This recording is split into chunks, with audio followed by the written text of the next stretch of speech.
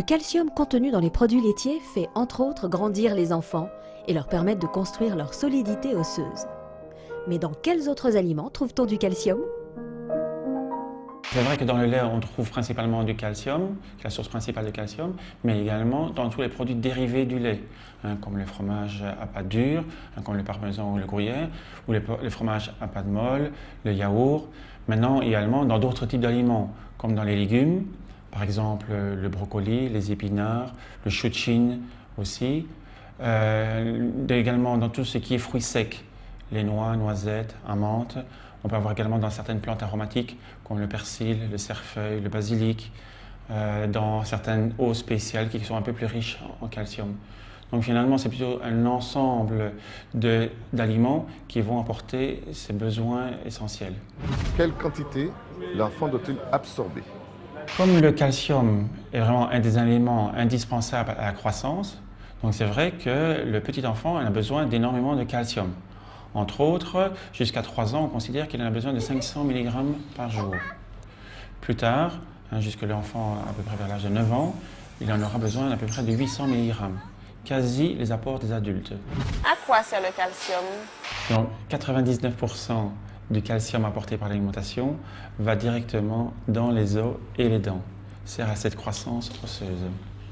Il reste 1% qui, lui, va aller au niveau musculaire, par exemple, et sera nécessaire à la contraction des muscles, comme les muscles du cœur, va aller également au niveau des nerfs pour la conduction nerveuse, va aller dans les cellules pour la synthèse des hormones, pour des réactions enzymatiques.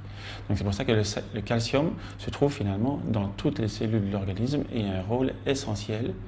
Et derrière ce rôle essentiel, il y a tous des mécanismes complexes de régulation du calcium qui lui permettent de maintenir un taux de calcium toujours constant dans l'organisme. Mon enfant est allergique aux produits laitiers. Comment lui assurer une quantité de calcium suffisante? Classiquement, les gens pensent au lait de soja. Ils ont parfaitement raison. Simplement, c'est que le lait de soja, naturellement, n'est pas riche en calcium. Donc, il faut absolument acheter un lait de soja enrichi en calcium. Il en est de même pour le lait de riz. Bien sûr, il y a d'autres sources, celles que j'ai citées tout à l'heure. Certes, chaque aliment pris isolément apporte une petite quantité de calcium, mais lorsqu'on a une alimentation variée et équilibrée, à ce moment-là, les apports deviennent tout à fait suffisants. Ce qui est important, c'est cette variété des aliments, l'association d'un fruit, d'un légume avec un peu de viande. Tout ça va apporter de petites quantités de calcium, mais finalement pour aboutir au résultat final correct. Si vous et vos petits bouts souhaitez participer à l'émission, nous écrire à matete@orange.fr.